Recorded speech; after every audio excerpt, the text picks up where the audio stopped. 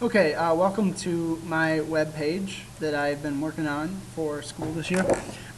Just giving an overview of what the web page includes. I wanted to create this video. This is the home page for now. The video that I'm currently making will actually be up on the website when you look at it. To the left, we have the navigation bar through the different parts of the site. First part of this is the classroom policies, standards, and procedures. So it'll show all those things, and I'm going to go over that in a second. I also have a hyperlink to a web page called Technology to Support Learning.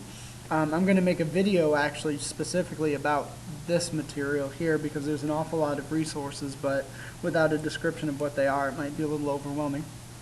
And then you'll notice then the first thing says Middle East Readings. If you click on Middle East Readings, then you'll see that there are some widgets already in here for the different terms that you're going to be doing. Also what we're going to be going over for the Epic of Gilgamesh.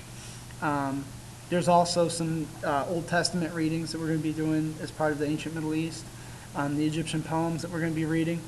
So basically I'm going to be using this website as a resource so that students and parents can access what's going on in class and to support learning when outside of school or if you've missed school and the like. So you see there's Greek literature, Julius Caesar materials that I've already started to put together.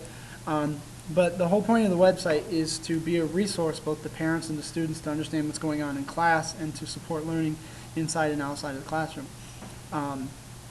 Next thing then is under classroom policies and standards. I don't have very many rules. I try to keep it as simple as possible. So the rules for the class is that you respect yourself, other students, even if they don't deserve it, your own education, because that's what you're here for, not to be messing around. And you need to certainly respect the adults in the building, including Mr. Bailey. So when they talk, you need to listen. Number 2, come prepared every day, on time to do work. 100% is engagement is the expectation in class.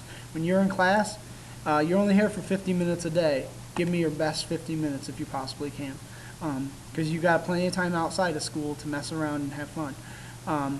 I'm going to try to make teaching and learning as fun as possible, but remember to come prepared, bringing paper and pencil, doing whatever it takes that the teacher asks you to bring, your textbook, etc. You need to do that every day, 100% of the time, and do what's asked of you. Number 3, when Mr. Bailey or other adults, whenever we speak, you need to stop talking and listen. We have protocols for doing this, but you got to make sure that you do it. We really are trying to give you instructions on how to successfully do the assignments and show you how to do things. If you interrupt the class, not only do you ruin it for yourself, you're ruining it for other people. Ultimately, too, you got to please your boss. And in the English class, I'm the boss. And if you're messing around and disrupting what the boss wants, you're not going to be able to pass this class. You've got to show mastery of the concepts and the things that we're teaching. And we don't waste any time here. So when we talk, you need to listen. It is in your best interest. Number 4, and this is a ritual, but also something that I call upon rather than having to write referrals all the time. If I ask you to go to the hallway, please go there, no questions asked. A lot of times there might be a behavior that needs to be changed, and a lot of times I will go out there in a very timely fashion and talk to you about what behavior needs to change and how we're going to change it and come up with a game plan. 99.99% of the time, a student acknowledges what needs to change because we talk about it, and then we set a game plan, and then it changes, and then I don't have to do any behavior referrals, and in fact, both of us usually have a much better day as a result of the conversation we had. I really don't want to write a bunch of referrals. Writing referrals takes up a bunch of my time that I don't really want to do. I would rather that we do the right thing all the time so that we can be properly rewarded and have proper engagement in what we're doing in the classroom. So writing referrals to me is a pain in my butt too, and it's a problem for everyone involved because now that goes on your record, etc., and then you get to go in front of an administrator and he or she can do what they want to you, suspension, expulsion, that kind of stuff. And I'm here to see you succeed, and suspending and expelling people is not the business that I am in, and I want to see you be with me in class. That's the whole point. When I tell you to go out, please just go outside of the door. do not leave the immediate vicinity of the class, like in the hallway. You just stay right there. Don't disturb my class. Don't disturb the classes around you or people that are in the hallway around you. Just go outside the door, and I'll be happy to deal with you in time. Other times, though, I have had to give news or send a message or privately talk to a student and say things that shouldn't be said in front of a large group. So sometimes when I ask you to go to the hallway, it isn't because you're in trouble. It might be because I need to tell you something, or I got a call from a parent, or etc. So please just respect the protocol so that we have consistency and we have a civil classroom in place. Number 5, you are responsible for knowing and are subject to the FWCS Code of Conduct. We'll be having a meeting next week, in the first week of class, specifically about that and going over the expectations, norms. And then, last but not least, I expect you to use technology in responsible and respectful ways. If we're doing a project and you're supposed to be watching my YouTube video, then you should be watching my YouTube video. You shouldn't be listening to your favorite artist here, there, ever.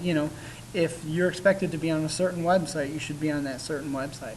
If you are emailing people, you should be emailing them with regard to school-related matters.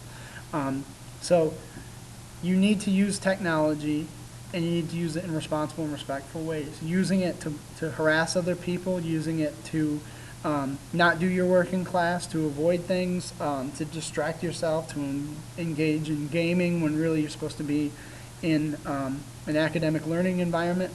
Those are disrespectful things. You've got to do the right thing. Next thing is rituals, what you can expect. You can expect from me feedback on your work, your conduct, your writing, your progress. You can expect that we're going to transition from one activity to another. You can expect that we will be moving around and participating in class. There's going to be points where you're going to have to stand up, move around, join a group, move desks into a certain formation. Get ready for that. Also, you're going to need to know the rituals for getting computers, say, from a mobile lab, or when we go to computer labs, etc. So you can expect that we're going to be doing those things, and we're going to be doing them in a responsible and controlled fashion. You need to understand that there's times for use for headphones, listening to music, etc., and times when they are not allowed. This is also when it comes to cell phone use. There are points in time where I want you to use your cell phone in class, and then there are some times where it's absolutely banned from use in class. So you've got to understand we're going to have some rituals with regard to that. You need to make sure that you bring pencils, pens, and paper to class. Those are necessary every day. You get used to the phrase, get out a sheet of paper, name, day, period, and label it. Next thing, you can expect regular calls home to parents, both positive and negative. One of my professional goals this year is within the first couple weeks of school to have made parent contact with 100% of the parents, and indeed to create a newsletter that I send home at least on a bi-weekly, hopefully a weekly basis, in which I send information of what's happening in class, future lesson plans, key dates, and the like. You can expect also that I want you to check your grades. You can expect that I'm going to be checking your grades, that I'm going to be using data to discuss progress and feedback at a class-by-class level as well as individually. There's going to be data posted in this room all the time about where we stand. Some of it's going to be related to tardies and attendance, and some of it's going to be related to achievement, and some of it's going to be related to the rewards and things that I want to see. So you can expect, too, that we're going to be reading silently and aloud, guided and not guided, and we're going to be taking notes, and we're going to be taking formal notes, like with a hierarchical structure, and we're going to be taking some that are like free writes, quick writes, and things that are less formal in nature. You can expect that we're going to be doing timed writing prompts, where you've got to write an essay in a matter of 15 minutes or less, because we have to prepare for the English 10 ECA. But you can expect those things are going to happen.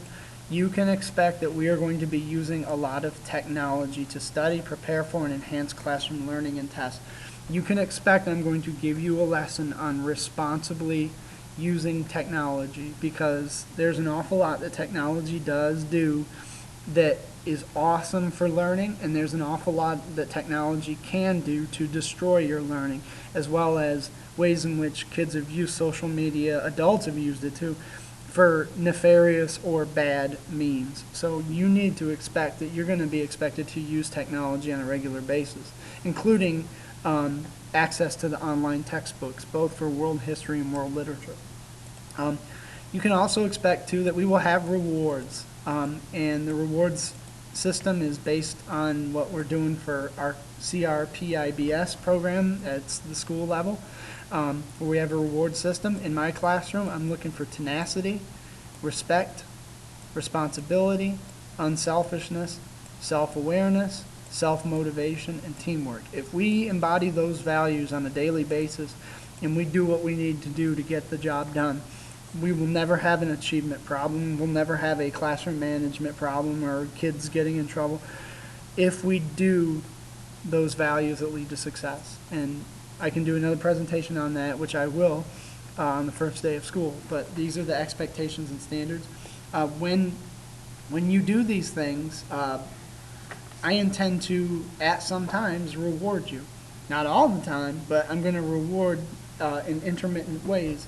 The same thing is true with attendance and tardies. Tardiness is a problem that we have to solve. If you're tardy, there's going to be after-school assignments for you. There's going to be, I've already spoken with the administrative staff. You need to be in class on time. So if you're here all the time, I'm going to find a way to reward you for that. But bottom line is we need to exhibit these types of things in our classroom. So that's an overview of my website. You use the left-hand navigation bar to get where you need to go. All the content you can have access to is listed there. I hope this was a good introductory video to this website. If you have any questions, feel free to email or call me. Thank you.